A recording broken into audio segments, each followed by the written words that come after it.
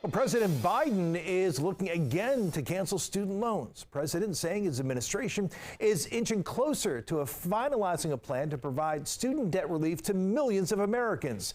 DC News Now's Tosin Fakile joining us now live with the details of this effort. And Tosin, this plan's a bit different from the president's first attempt.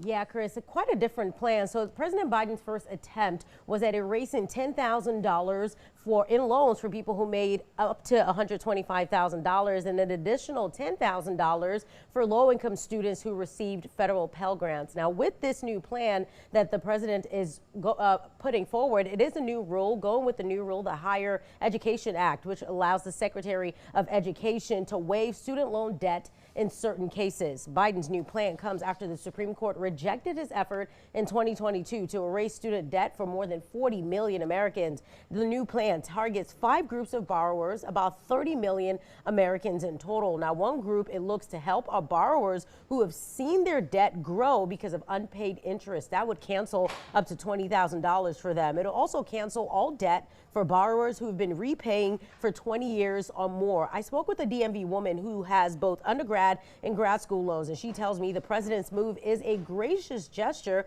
but it's about going from words to action. It's like you get your hopes up, like, ooh, okay, we're about to move forward with something, and then it's just like another minor setback. Because I think that eventually something will happen. If you get some of your loans forgiven, how helpful would that be to you? Extremely. I know that it'll help boost, like, the credit score and all of those things like that. I think something is better than nothing at this point. Now, some Republicans are already slamming the move by the president. President Biden says it's about giving people the chance to chase their dreams. And some experts say another legal battle could lie ahead. Now, this plan is not a sure thing yet.